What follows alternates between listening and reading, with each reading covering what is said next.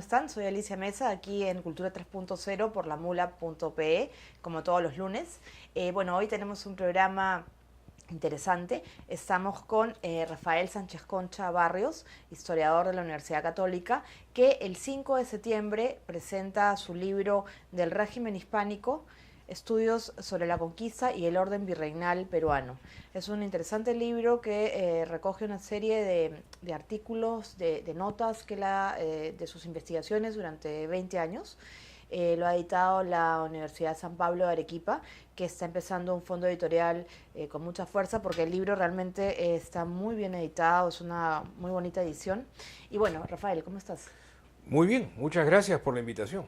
De nada. Bueno, este libro se centra en tu especialidad, que es la época del virreinato. Sí, es la época de mi interés, sí. Exacto, y recoge una serie de notas sobre, por ejemplo, los conquistadores que no fueron muy protagónicos, digamos. Sí, y no fueron muy exitosos, ¿no? Exacto. Porque en realidad la conquista no fue muy exitosa para los conquistadores. Es un mito creer que los conquistadores se enriquecieron con sus empresas de descubrimiento y conquista. Eso no es tan cierto, ¿no? Estaban buscando todo el tiempo algo, estaban tras algo, ¿no? Pero ese algo no los motivaba, no era motivado solamente por la sed de oro, sino también por el espíritu de cruzada.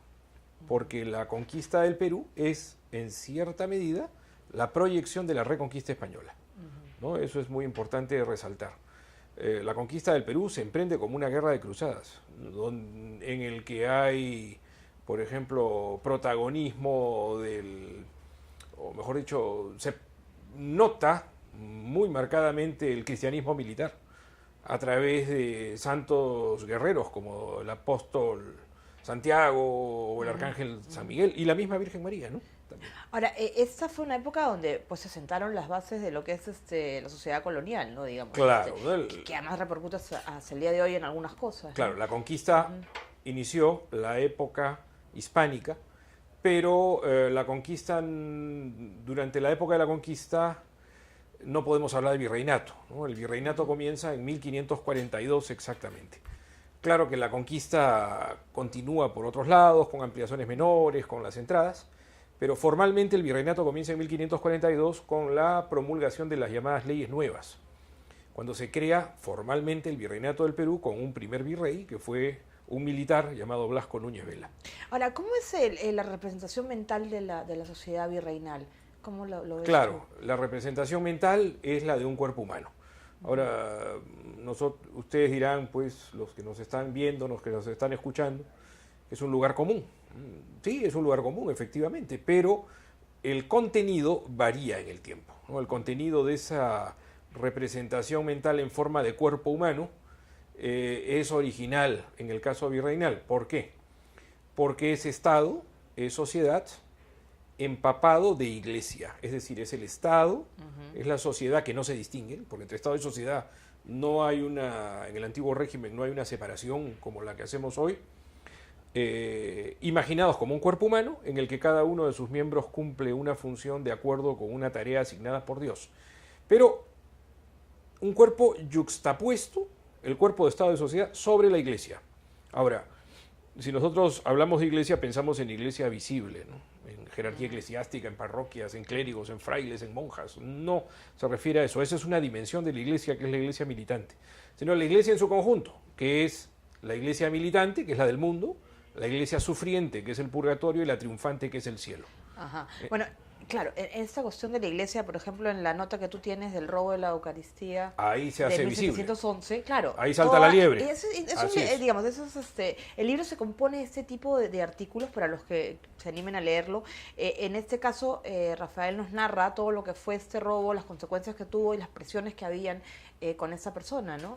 Así es. Justamente la Eucaristía es una representación de esa sociedad, ¿no? Porque es el cuerpo místico, la sociedad imaginada como cuerpo se conoce como cuerpo místico de la República, ¿no? Tiene que ver con el cuerpo de Cristo. Entonces la Eucaristía, como es el cuerpo de Cristo, es la representación más viva de esa sociedad trascendente.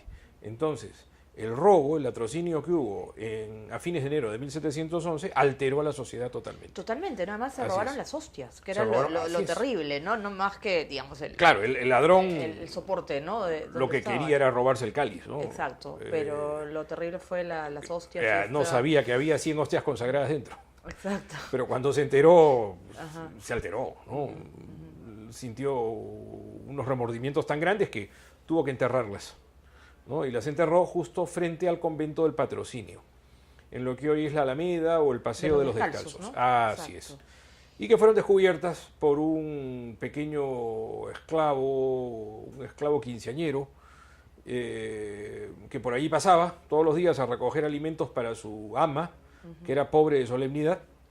Lo vio, él fue el que lo denunció y fue el que ubicó el lugar donde se había enterrado. Pero, obviamente, como era esclavo, no tenía personería jurídica, entonces llamaron al hombre más santo de Lima en ese momento, que era el jesuita Alonso Mesía Bedoya, que él fue quien metió la mano en el barro, ¿no? En el lodo, Ajá. y encontró el amasijo de hostias pegoteadas, ¿no?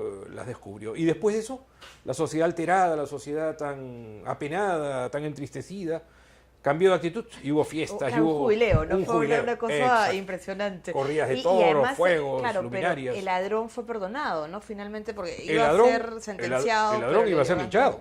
Claro. Es más, es linchado, ¿no? Porque hay una parte que... Sí, pero se le rescata antes de que lo mate el pueblo.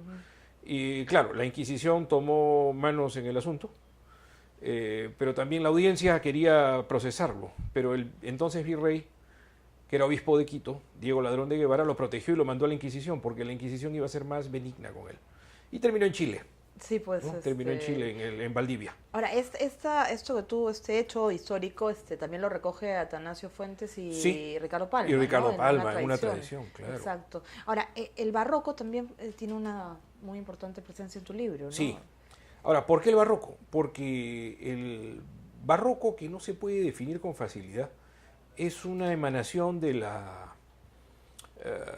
Iglesia Militante de Trento o del Concilio de Trento. Es decir, los católicos toman conciencia de su fe para defenderla, producto del protestantismo, producto de una serie de factores, ¿no? Del siglo XVI especialmente. Entonces, en el XVII aparece el espíritu militante. Ahora, dentro del espíritu militante católico hay una metodología que es justamente la sorpresa, sorprender, ¿no? Y sorprender a través de lo único que vale la pena, lo trascendente, ¿no? Lo que es el cielo, lo que es el peligro del infierno, también el peligro de caer en el purgatorio, donde va a haber sufrimiento por un tiempo antes de entrar al cielo. Entonces se juega mucho con la trascendencia. Y la Eucaristía juega un papel